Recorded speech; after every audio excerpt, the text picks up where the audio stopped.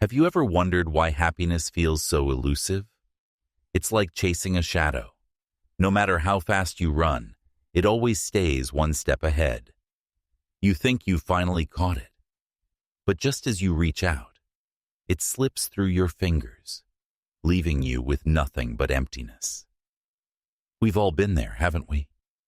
Chasing after success, wealth, love, or that perfect moment, only to realize that happiness, when it finally arrives, is as fleeting as a breath of air. But what if I told you that happiness isn't just difficult to attain? What if it isn't real at all? What if it's nothing more than an illusion? A cruel trick of nature, designed to keep us running in circles for eternity, forever striving, but never truly satisfied. Schopenhauer, the 19th century philosopher, believed exactly that. He argued that the pursuit of happiness is a never-ending cycle of desire and disappointment, one that we can never truly escape. It's a cycle that, in the end, traps us in our own misery. And what's worse, Schopenhauer said, is that it was never meant to be different. Happiness, in his view, is not a destination. It's a fleeting moment, a brief respite from the unrelenting, gnawing ache of human existence. Imagine it. Every time you feel happy, it's like the briefest of pauses in a symphony of suffering, a brief break before the next wave of desire, longing, and disappointment crashes over you. We're constantly chasing something more, something better. But the moment we achieve it, whether it's a promotion, a relationship, or a new possession, it's gone. And we're left empty, searching for the next high. Schopenhauer's philosophy challenges the very foundation of our belief system. He saw life itself as an endless stream of suffering, a never-ending push and pull between desire and frustration. Every action, every thought, every breath is motivated by an underlying will, a desire that can not be satisfied. Whether it's the need to eat, to sleep, to procreate, or to achieve something greater, the will is what drives us. And it's this very will that leads to suffering. Because desire, Schopenhauer believed, is the root of all suffering. The problem isn't that we haven't found happiness yet. The problem is that we've been taught to look for it in all the wrong places. Society tells us that happiness comes from achievements, from accolades, from the approval of others. It convinces us that if we just work hard enough, if we chase success with enough fervor, we'll find happiness at the end of that long road. But Schopenhauer says, that's an illusion. The more we chase, the further we get from happiness.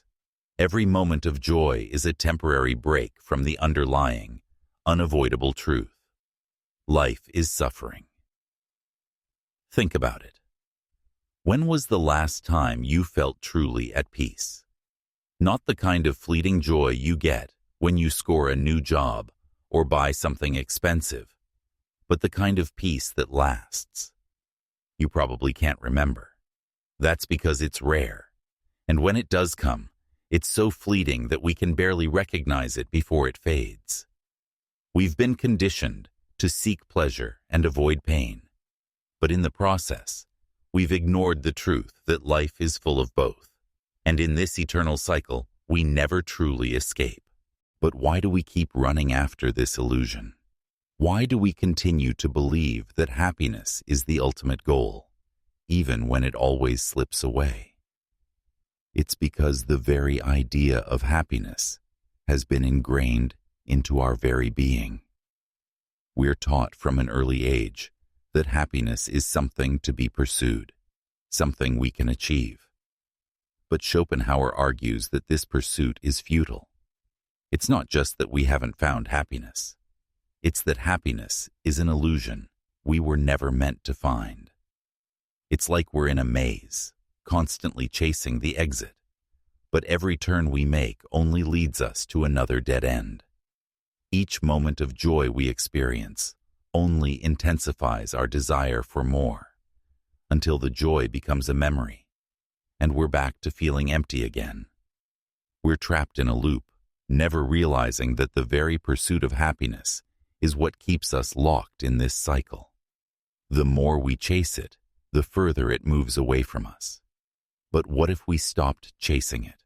What if we stopped believing in the illusion?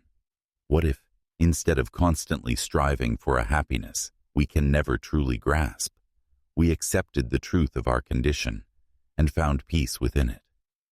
Schopenhauer proposed that true peace doesn't come from seeking happiness, but from accepting the inherent suffering of life.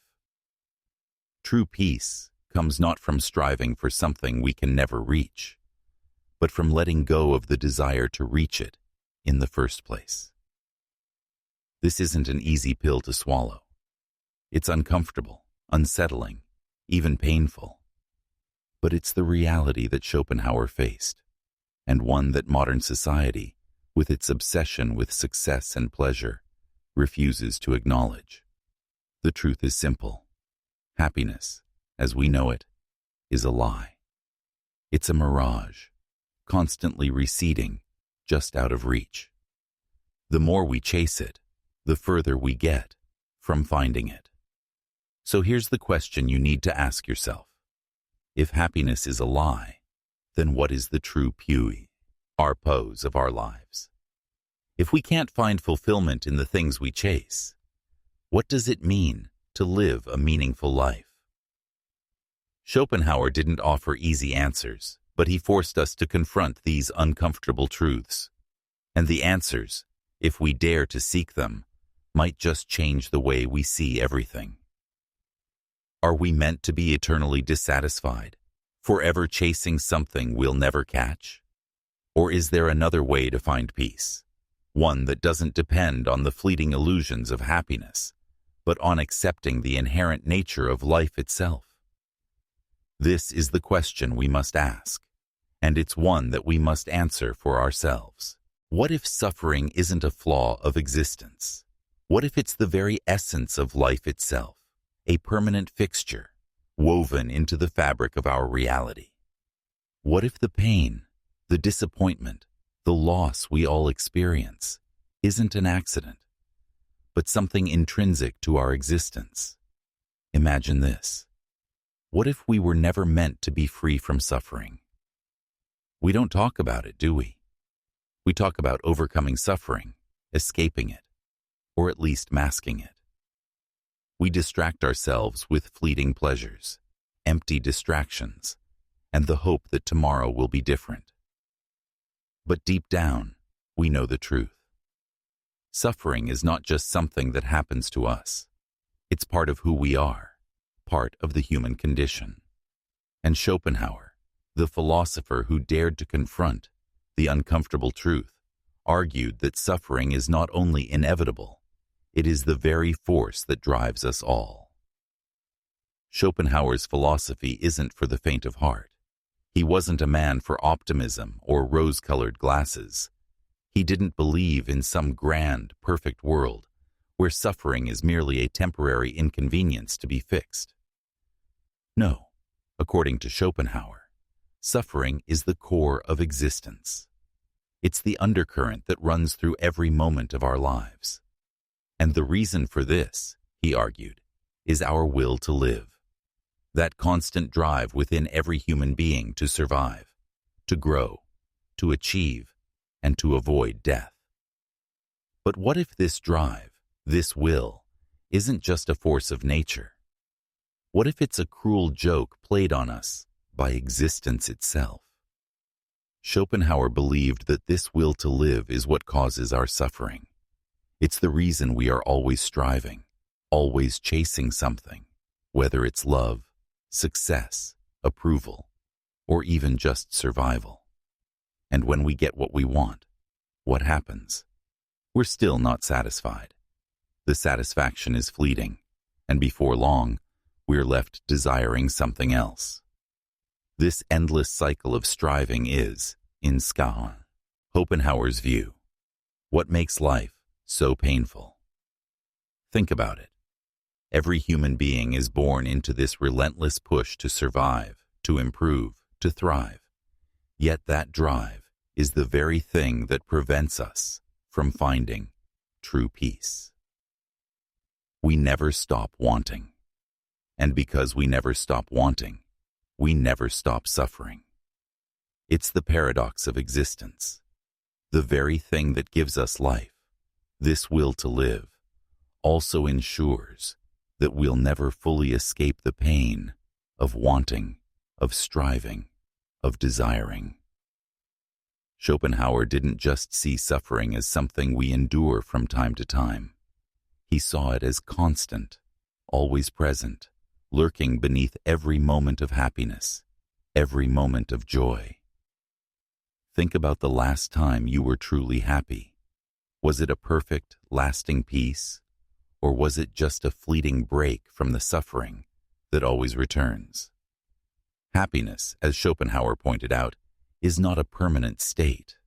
It's a temporary cessation of pain, a brief moment where desire is temporarily quieted. But the moment we feel relief, the will to live kicks in again, and we're back to striving, to wanting, to suffering.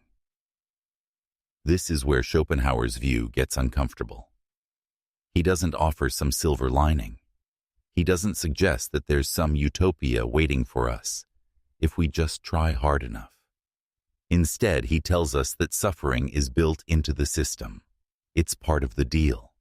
It's not a mistake or an anomaly. It's our nature. We live in a world where the will to live propels us into a never-ending cycle of desire. And as long as that will exists, so too will suffering. But here's the real kicker. We can't escape it. Not by chasing pleasures, not by achieving success, not by amassing wealth or love or admiration. Those things, while they may bring us momentary relief, do nothing to end the cycle. We're caught in the wheel, perpetually turning, always reaching for something that will never be fully ours. The pursuit itself is what traps us. Schopenhauer wasn't a pessimist, he was a realist. He understood that the only way to find peace was to accept suffering as part of life, not something to be avoided or conquered. In today's world, we're taught to constantly seek happiness, to constantly chase the next high, the next goal, the next achievement. We're told that if we just work hard enough, if we just push through, we'll find fulfillment. But Schopenhauer would tell us that this is a lie. He would tell us that the moment we accept that suffering is not a flaw, but the essence of our existence, we begin to understand the nature of life. So what does that mean for us? Are we doomed to live lives filled with unending struggle, trapped by our own will to live? Schopenhauer didn't say we have to give up. He said we have to change our perspective. If we stop fighting the inevitable, stop pretending that we can escape suffering, we can find something more valuable, peace. Not the kind of peace that comes from achieving something or getting what we want, but the peace that comes from accepting life as it is, from letting go of the constant need to escape. But here's the unsettling question that Schopenhauer forces us to ask. Is there any other way to live? Can we ever be free from this cycle of desire and suffering? Is it possible to find true contentment? Or is our existence forever defined by the tension between what we want and what we can never fully have? In the end, Schopenhauer's philosophy challenges us to confront something we'd rather. What if love isn't the transcendent, magical force we've been told it is? What if it's nothing more than nature's cunning trick to get us to do one thing, reproduce? The songs, the poems, the grand gestures, all of it just a distraction. A fleeting illusion that makes us feel connected when all we're really doing is responding to primal urges we can't escape. What if the love we romanticize is merely the biological mechanism that drives the continuation of life? This isn't a romantic idea. It's a cold, uncomfortable truth. Schopenhauer, the German philosopher who dared to strip away the rose-colored glasses we wear, argued that love is nothing more than a biological trick, one designed to fool us into fulfilling our most basic instinct. Survival. That's it. Love is not a bond between two souls. It's a survival mechanism dressed up in poetry and passion. Schopenhauer didn't believe in love as we know it.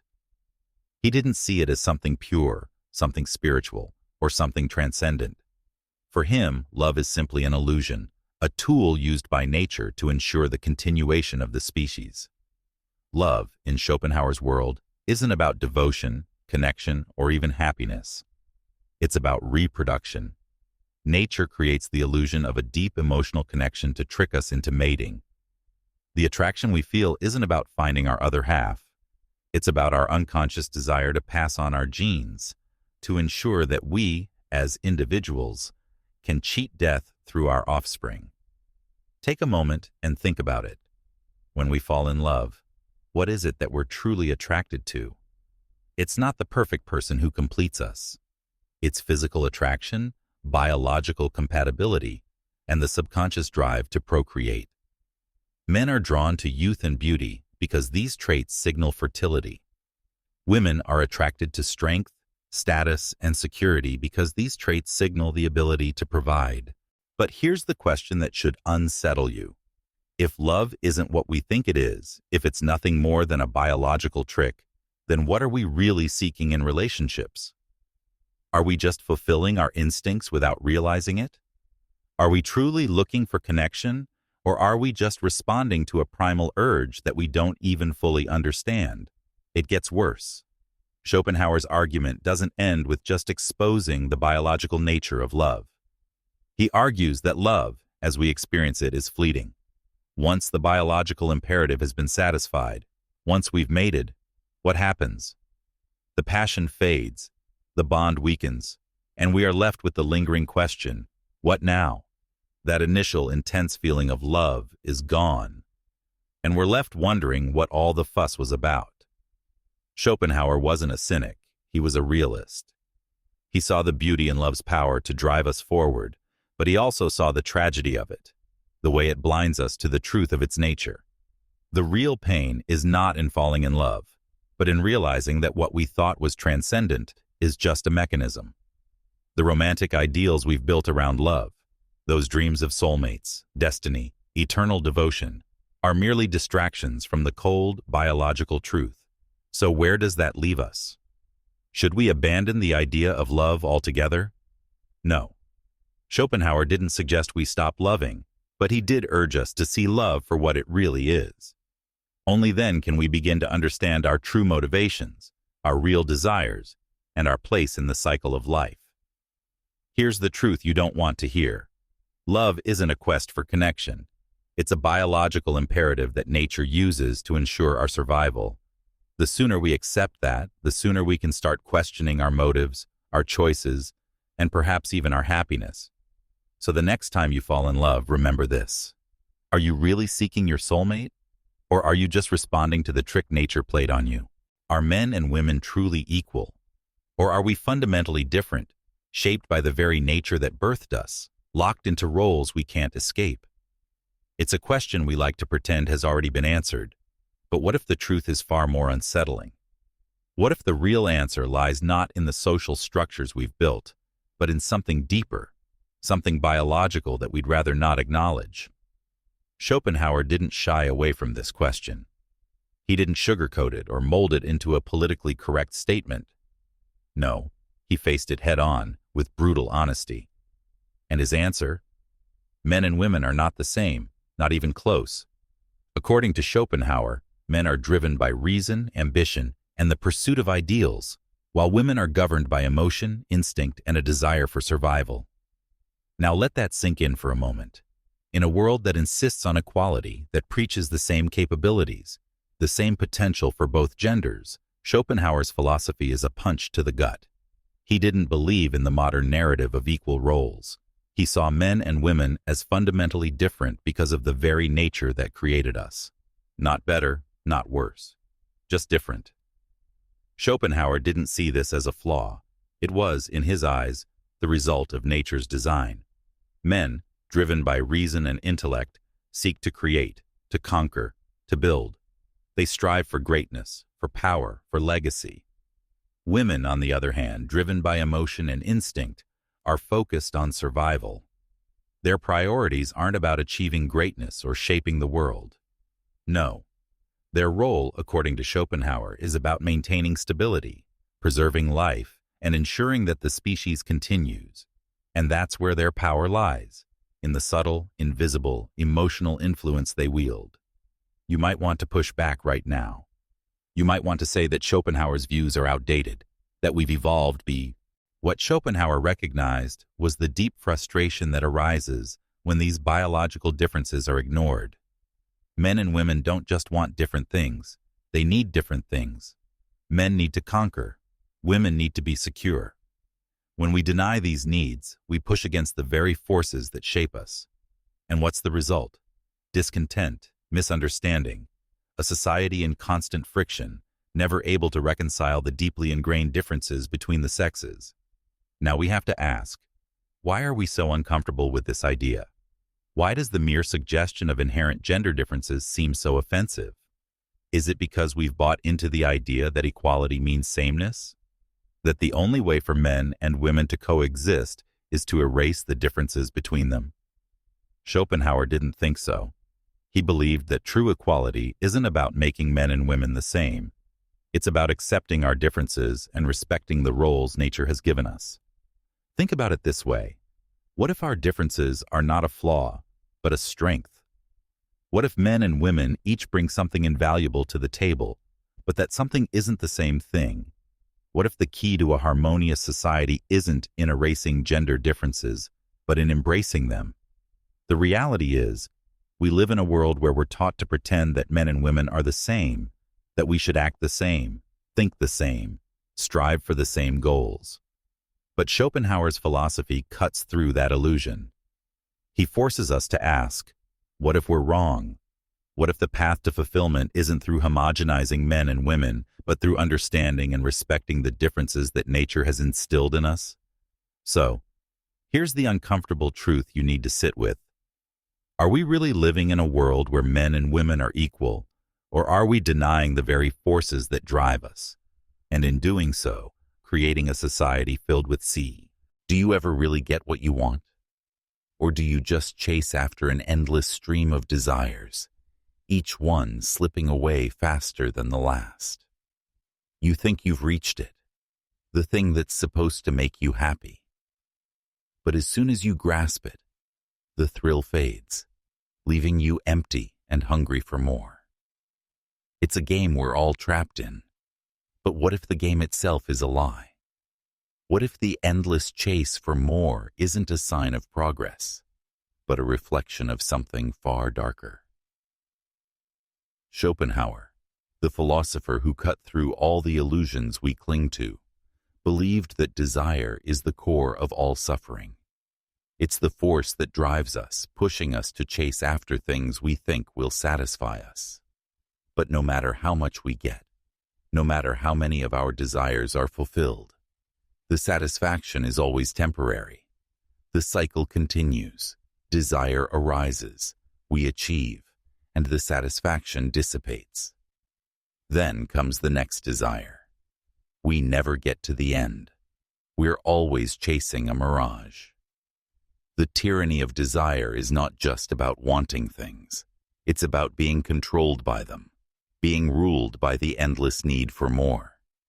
We think we're in charge, that we're the ones choosing our goals, our ambitions. But Schopenhauer would argue that it's desire that's really in control. We spend our lives chasing, and just when we think we've caught up, we find that the satisfaction was fleeting, hollow. The next desire, bigger, stronger, more urgent, takes over, and the cycle begins again. But let's be real for a moment. What are you chasing right now? A bigger paycheck? A relationship that will finally make you feel whole? A sense of success, recognition, or freedom? Ask yourself this. When you get it, when you finally achieve that thing, will you feel fulfilled? Or will it just open the door for the next desire to enter, more insistent and consuming than the last? Schopenhauer's view on desire is an uncomfortably one. He didn't believe that the satisfaction of our desires would lead us to happiness. He believed that the more we fulfill our desires, the more we entrench ourselves in suffering. Why? Because desires are insatiable. They are endless. No matter what you achieve, the desire for more will always follow, and with it comes dissatisfaction. You can never truly rest. Think about how your life plays out. You set a goal, work tirelessly toward it, and when you reach it, there's a brief moment of happiness. But that happiness fades. You want more. You want something greater, something new, something that promises a deeper fulfillment. But once you get it, what happens? The thrill fades. The satisfaction is temporary, and the cycle repeats. We live in a world obsessed with success, with acquisition, with the idea that if we just get enough money, enough power, enough love, we will finally be satisfied.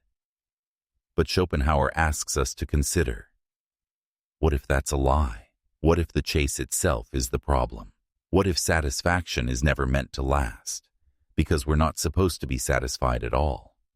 What if life is always meant to be about the next thing, the next desire, the next goal? There's no such thing as lasting satisfaction in the world of desire. Think about it. Once you get what you want, the fulfillment only lasts until your next desire takes over. It's like a cruel joke, an endless mirage that you can see but never quite touch. The more you chase it, the further it moves from you. Now let's get personal. How often do you find yourself caught in this cycle? How often do you tell yourself, once I get this, then I'll be happy? But the truth is, the moment you get it, the happiness fades. Your mind shifts to the next thing. Desire drives you forward, and you never truly pause to feel content. Schopenhauer didn't just see this as a flaw. He saw it as the very nature of human existence. We are driven by a will, an insatiable desire that can never be fulfilled. Every time we reach one goal, another appears, and the cycle begins again. This is the tyranny of desire. It enslaves us, making us believe that fulfillment lies just beyond our grasp, when in reality, we're running on a treadmill, forever moving, but never going anywhere. So, what's the alternative? If desire is the root of suffering, then how do we find peace? Schopenhauer didn't offer us an easy answer. He didn't promise that we could simply stop desiring.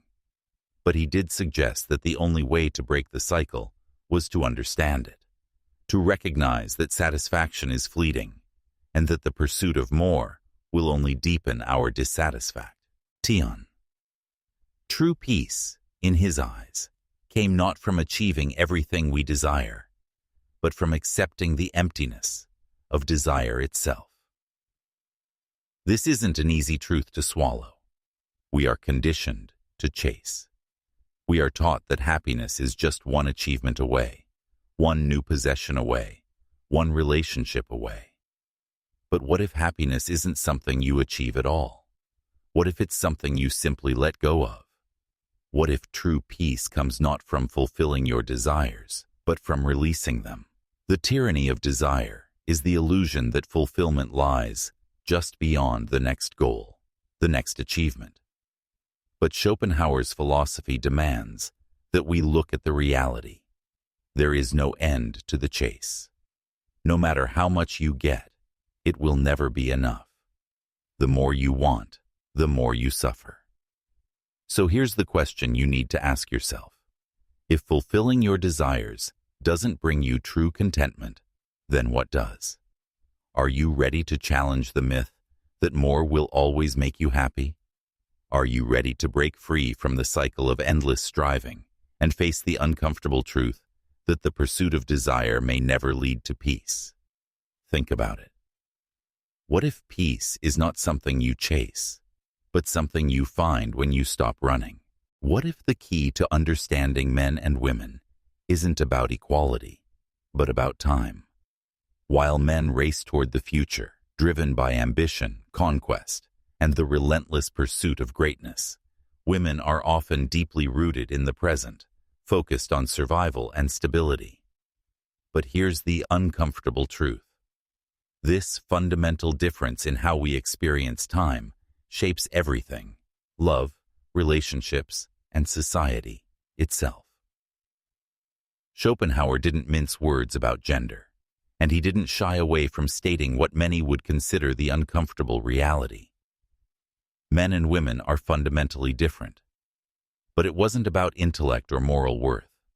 It was about the way our very instincts, rooted in biology, govern how we experience life.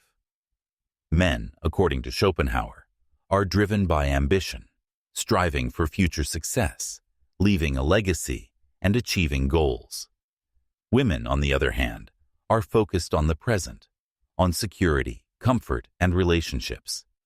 Their world isn't about grand conquests. It's about survival. Now, let that sink in.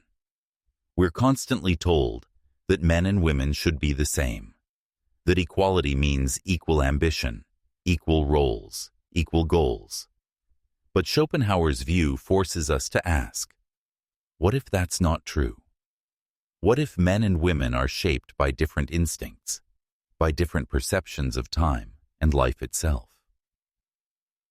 Schopenhauer's theory isn't some relic of the past that has no place in today's world. His observation about time perception, how men look toward the future while women are grounded in the present, offers a profound insight into the dynamics between the sexes. Men, driven by their goals, can easily become consumed by the future, always striving for more. They push forward relentlessly, often neglecting the present, and in doing so, they miss what's right in front of them. But women? Women are not consumed with building an empire or chasing after the next great achievement. They focus on what's here, what's now. They seek stability, comfort, and connection, qualities that are rooted in the present moment. They're not thinking about the legacy they'll leave behind. They're thinking about survival, how to make the present moment secure, how to nurture relationships, how to ensure that life continues in a steady, sustainable way. This isn't weakness. It's an art. The art of survival. Think about this. While men focus on future glory, women hold the world together with their attention to the present. It's a subtle power, often invisible, yet crucial. Women shape the world through their ability to build and maintain relationships, creating networks of support, emotional stability, and trust. In the family, in society, and in the workplace, women's focus on the present creates the glue that holds everything together. While men may push for progress, women ensure that the foundation remains intact, providing balance in a world that often values the future over the present. But why does this difference matter? Because in a world that prizes ambition and conquest, it's easy to overlook the quiet, uncelebrated power of the present moment.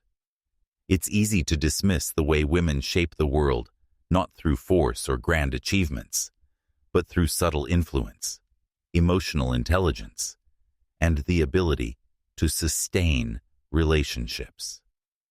The act of survival, of nurturing and maintaining, is often underestimated. We mistake it for passivity, when in fact, it is one of the most powerful forces of all.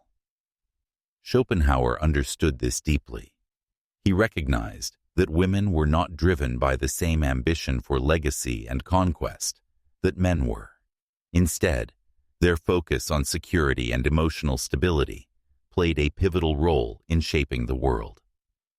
Women may not have been at the forefront of history's most dramatic moments, but they were the ones holding it all together. They shaped the future by ensuring the survival of the present, by stabilizing relationships, families, and communities. Let's pause here. How does this affect us today? In a society that constantly pushes us to strive for more, to push harder, to think about the future, are we forgetting the importance of the present? Are we undervaluing the subtle, invisible ways in which women's priorities of comfort and stability shape everything around us? Are we so obsessed with progress and future glory that we forget that the foundation of society, the one thing that keeps everything from falling apart, is built in the present moment?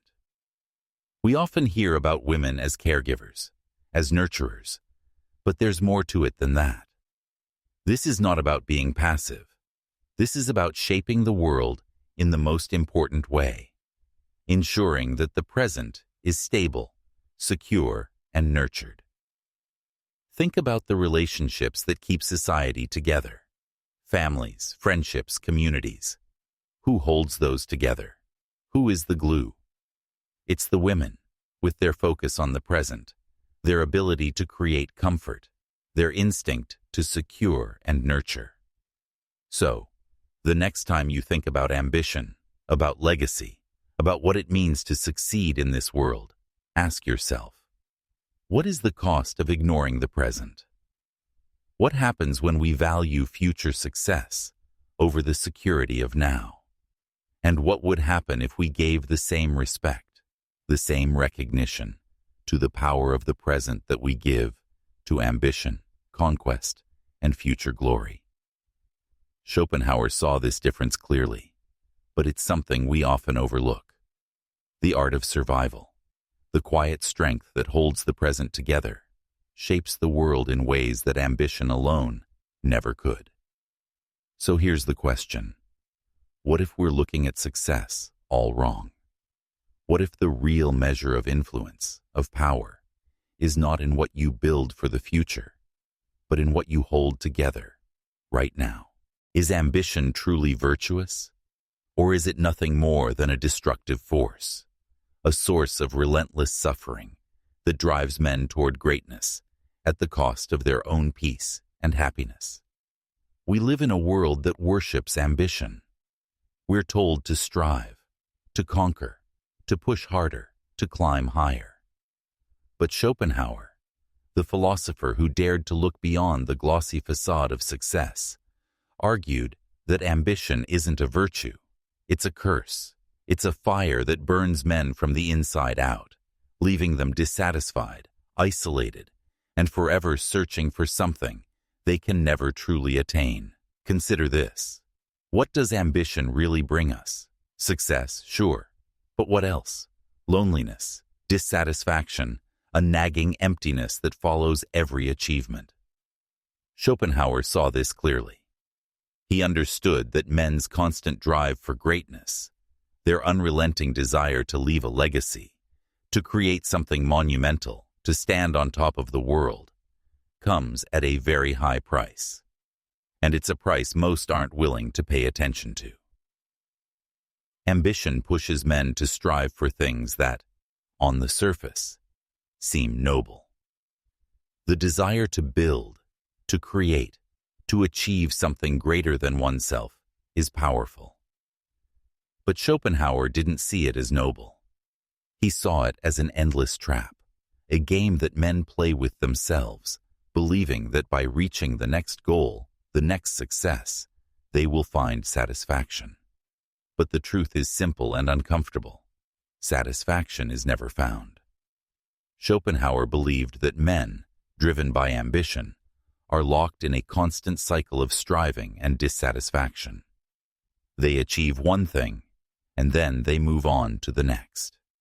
The momentary pleasure of success is fleeting, like a flash of light in an otherwise dark room. It doesn't last.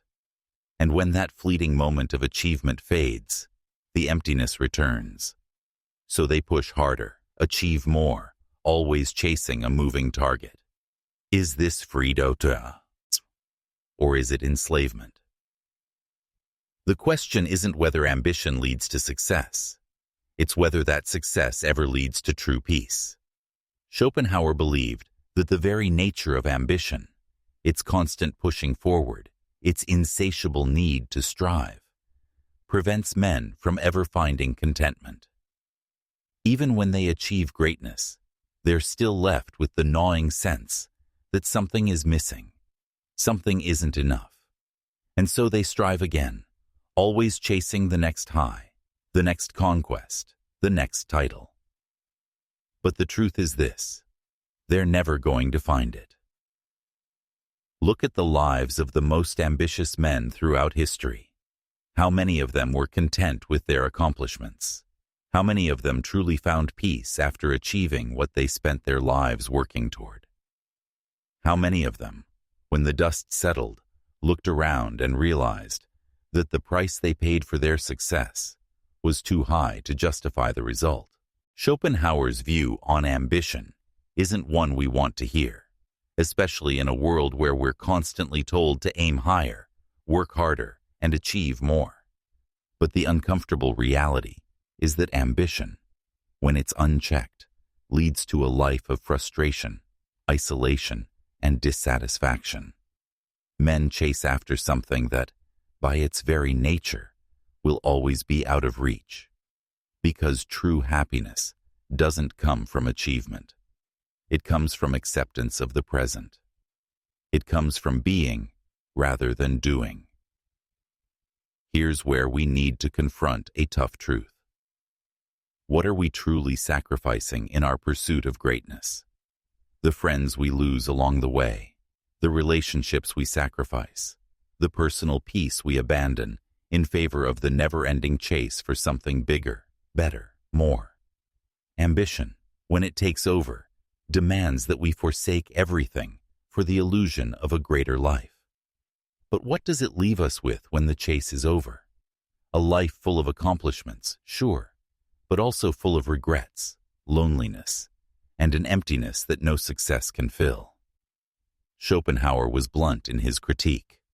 Men driven by ambition are constantly at war with themselves. They push forward, always thinking that the next achievement will bring fulfillment. But it never does. And in the process, they lose sight of what truly matters. They trade peace for pride, relationships for recognition, fulfillment for fame. And when they reach the top, they realize it was never about the view. It was about the endless climb, the need to keep climbing. So here's the question. Is ambition worth it? Is it worth sacrificing your happiness, your peace, your relationships, all in the name of something that will never truly fulfill you? We've been taught to believe that success and ambition are synonymous with greatness. But what if greatness isn't about what you achieve, but about who you are in the process? What if true fulfillment isn't about climbing higher, but about stepping off the treadmill of endless desire and simply living? The uncomfortable truth Schopenhauer offers us is this: ambition, when it drives you to the point of obsession, becomes a form of self-sabotage. It distances you from the very thing you're seeking: peace, fulfillment, and connection. It's not a virtuous path. It's a path that leaves you empty. And the more you pursue it, the more you realize that what you're after was never really worth the cost. Now take a step back and ask yourself, what am I truly striving for? Is it worth the cost? Or is it time to redefine what success really means? What if the most powerful form of control isn't the one that's seen, but the one that's felt? What if true power lies not in authority or brute force, but in the invisible, often overlooked ability to shape the decisions, desires, and destinies of others? We live in a world where power is often associated with dominance, control, and direct authority. But Schopenhauer, with his unflinching eye on human nature, knew that real power is far more subtle and often more dangerous than we care to admit. Schopenhauer didn't believe that women ruled the world through the traditional means of power we've come to expect, through politics, wealth, or force. No, he saw something different. He believed that women's strength lies not in what they command, but in what they influence, not in direct authority, but in the emotional and psychological sway they hold over the men who wield it. The most unsettling thing about this power? It's invisible. It's subtle. It's not a force we recognize easily, and because of that, it's one of the most effective tools in shaping the course of relationships, families, and societies. Think about it. How many decisions are made based on the influence of women, through their charm, their emotional intelligence, and their ability to read and manipulate the emotions of others? Schopenhauer understood this power intimately. In a world dominated by men, where authority and control were often wielded with an iron fist, women held sway in ways that were more nuanced, more indirect, but no less formidable. Their influence wasn't in what they did, but in what they created. The subtle emotional leverage that could move mountains, rearrange lives, and shift the course of entire societies. Is this power truly invisible, though? Or have we been so conditioned to ignore it that we only see what is directly in front of us? Women may not sit in positions of power in the same overt way men do, but their influence is all around us, shaping everything from politics to personal relationships. In fact, the emotional manipulation women hold over men is often more potent, more lasting, than any political decree. Men may build empires, but women shape the men who build them. Schopenhauer didn't shy away from this idea. He saw women as not just the nurturers of life, but the subtle architects of power. While men fought their battles out in the open, women fought their battles in the shadows, behind closed doors, in the quiet spaces of conversation, connection, and influence. And here's the kicker. This form of power is often dismissed, minimized, or outright ignored. We don't think of women as powerful because their strength isn't obvious. It's the strength of suggestion, the power of emotional leverage, the quiet influence that, like a tidal wave, can slowly and methodically reshape everything in its path. Think about relationships. How many times have you seen women use emotional influence to guide decisions, to subtly manipulate the course of events, without ever lifting a finger?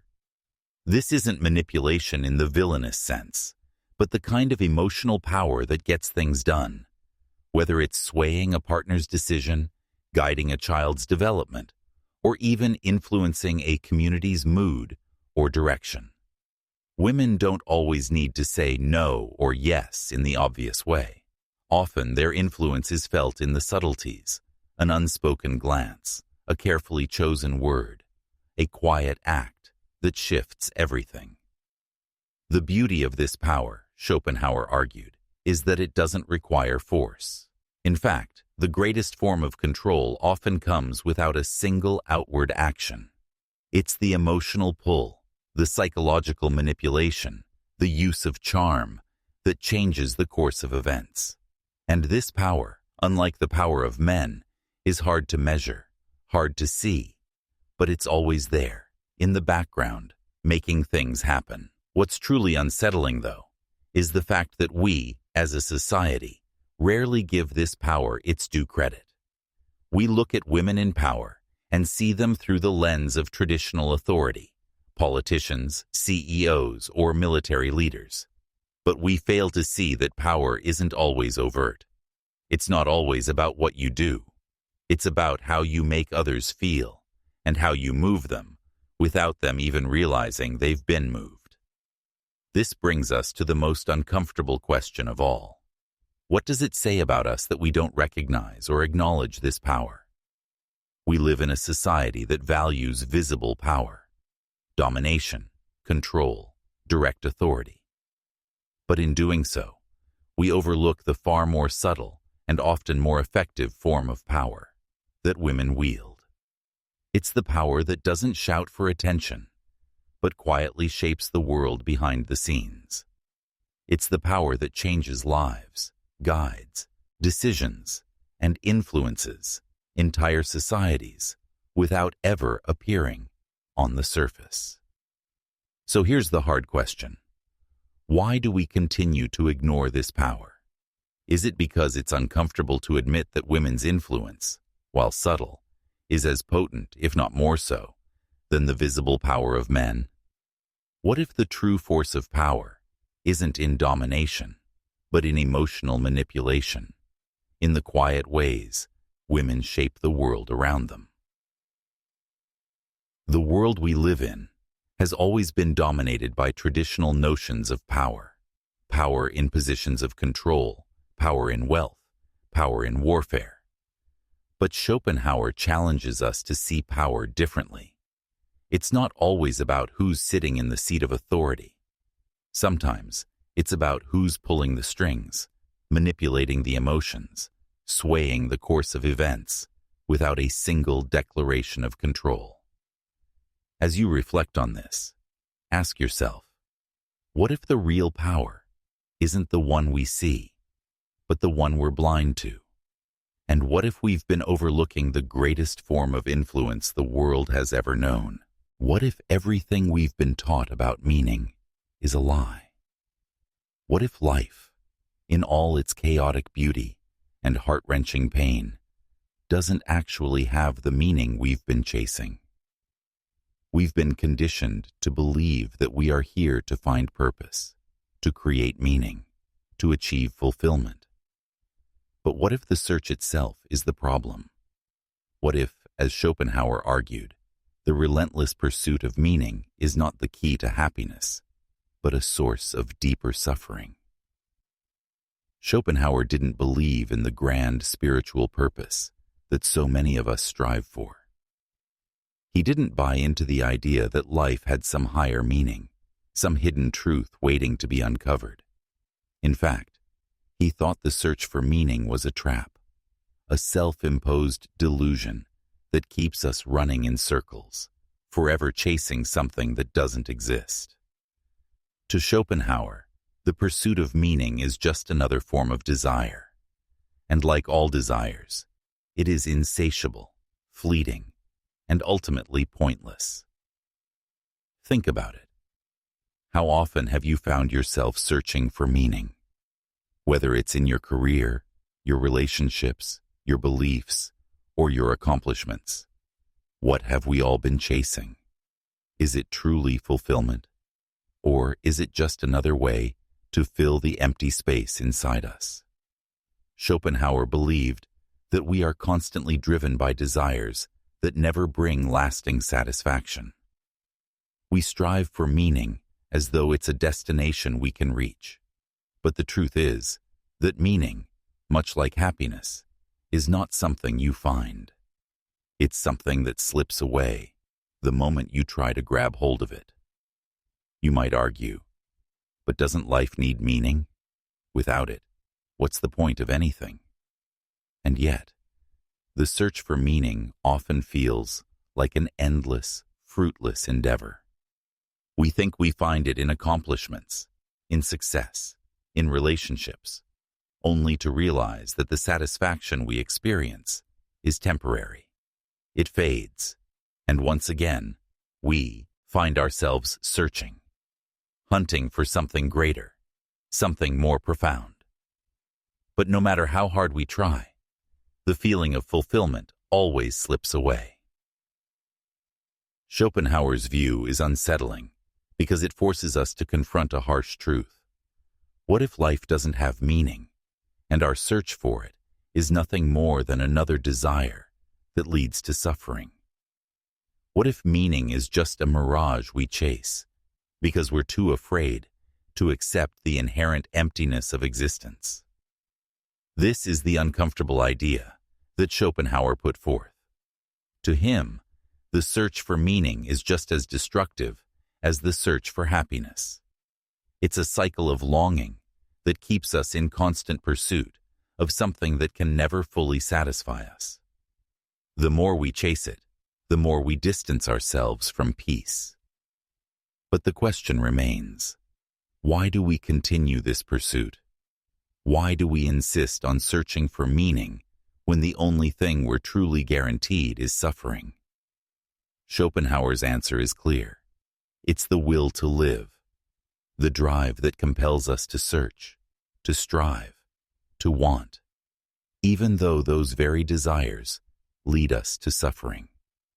It's the force that propels us forward, urging us to make something of our lives, to justify our existence, and to avoid the unbearable truth of nothingness.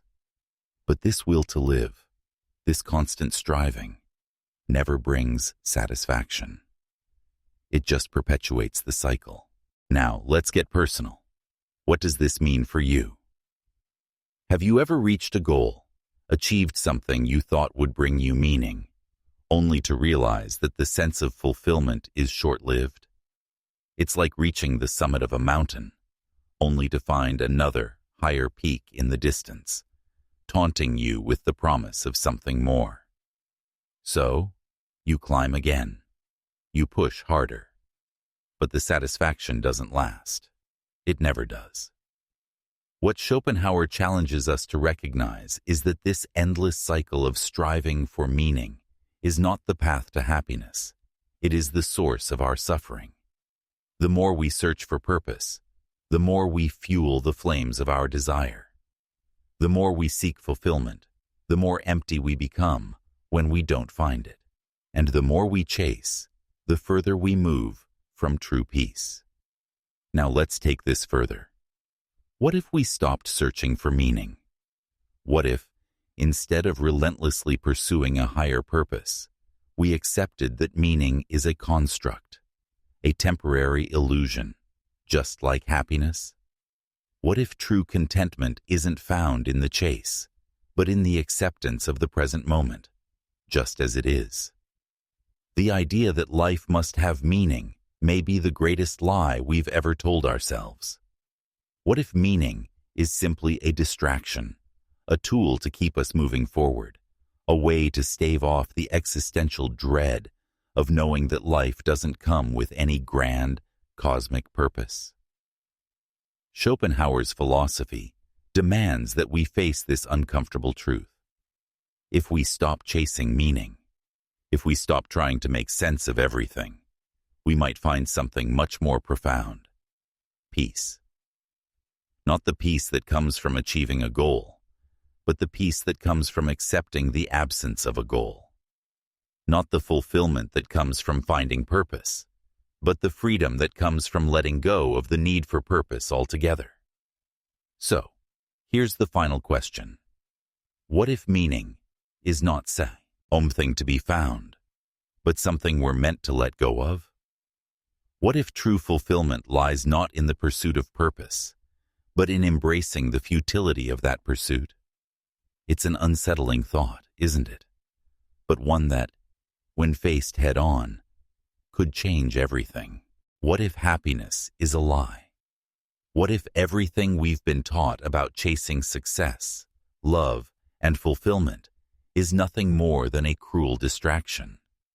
We've spent our lives seeking happiness through accomplishments, possessions, relationships. But what if happiness, as we understand it, was never meant to be found? In a world that tells us to keep striving for more, Schopenhauer offers a radically uncomfortable alternative: peace. But not peace through acquisition, not peace through achievement. True peace comes through renunciation, the act of letting go, surrendering our desires, and accepting life's inherent suffering. Now let that sink in. What if peace isn't found in gaining more, but in losing everything we think we want? Schopenhauer's philosophy is brutal, unapologetic, and it confronts the most uncomfortable of truths. He argued that the relentless pursuit of pleasure, success, and happiness isn't just futile. It's the very thing that keeps us chained to suffering. The more we chase, the further we drift from true peace. So, if happiness is an illusion, what's left? The answer, according to Schopenhauer, is to renounce. The idea of renunciation is a radical departure from everything our society stands for. We're conditioned to believe that fulfillment is just one more achievement away, that happiness can be found through the next big thing. But what if that's a trap? What if everything we're chasing is only keeping us enslaved to desire? Schopenhauer didn't just criticize this endless pursuit. He proposed that the only true freedom comes from letting go of desire altogether. And this isn't some form of passive resignation. It's a profound, active choice to stop chasing after the impossible dream of lasting satisfaction and to accept that life, in its rawest form, is defined by suffering. Imagine the weight of that truth. Suffering is not an anomaly. It is life itself. The pain we feel, the loss, the dissatisfaction, these aren't mistakes. They are part of the deal. And yet, instead of embracing this, we spend our lives running from it, thinking that happiness lies on the other side of the next achievement. Schopenhauer's challenge is this: what if we stopped running? What if, instead of chasing happiness, we embraced life's inherent emptiness? It's not an easy pill to swallow. To renounce desire is to confront the very essence of human nature. Desire is what drives us. It's what gives us purpose and direction. But Schopenhauer argues that it's this very drive that leads us to suffering. We think we want happiness, but what we're really chasing is a brief escape from dissatisfaction. The moment we satisfy one desire, another arises to take its place. This is the cycle we're stuck in. It's endless, it's exhausting, and it's futile. But there's a different path, one that Schopenhauer advocates, though it's anything but comforting: renunciation. Instead of striving for more, we can find peace by letting go of our attachments. We can free ourselves from the tyranny of desire by accepting that true contentment is not found in getting, but in giving up. The idea of renunciation isn't about denying life or living in deprivation. It's about acknowledging that the things we desire are ultimately empty. The more we let go, the more we free ourselves from the suffering that comes with chasing. This, of course, is counterintuitive in a world that worships ambition. We are told constantly that the key to success and happiness is more. More possessions, more recognition, more power. But the question is, more of what? More desire? More dissatisfaction? Schopenhauer invites us to ask, what would happen if we didn't keep chasing? What would happen if we could live without constantly needing more? It's a tough question, isn't it? In a culture built on ambition and accumulation, the idea of renouncing desires feels like surrender, like giving up on life itself. But Schopenhauer's philosophy challenges that. Renunciation doesn't mean abandoning life. It means embracing life for what it truly is: fleeting, uncertain, and imperfect. It means letting go of the fantasy that more will ever make us happy. It's a form of freedom. Freedom from the endless cycle of desire. Freedom from the need to prove ourselves. And freedom from the myth that happiness is a destination. This is where Schopenhauer's radical philosophy meets the real world. We are surrounded by a society that promises fulfillment if we just achieve, just possess, just accumulate. But look around. How many people do you know who have everything they wanted and are still miserable? How many of us are stuck in the cycle of striving for something we think will give us happiness, only to find that it fades just as quickly as it arrives? Schopenhauer's radical truth is this: the pursuit of happiness is what traps us. The more we seek fulfillment, the further we get from peace. The only way out is to stop searching for something outside of ourselves to satisfy us. True peace, according to Schopenhauer, is found when we let go of our attachments, our ambitions, our need for external validation. Peace isn't something to be earned or achieved. It's something to be accepted. So let's face it. What if we've been looking for happiness all wrong? What if the true path to peace isn't about acquiring more, but about embracing the emptiness, the uncertainty, and the fleeting nature of life itself? What if we stopped striving, stopped wanting, and simply allowed ourselves to experience life as it is, without expectation, without attachment? The uncomfortable truth Schopenhauer offers us is that peace doesn't come from achieving, it comes from renouncing. And until we let go of our endless desire, we will never know true freedom. So ask yourself, what would happen if I let go? If I stopped chasing after something that can never fully satisfy me and embraced life in its raw, unfiltered form? Would I find peace at last, or would I just feel lost in the void? Perhaps in the emptiness, we find the only thing that's real.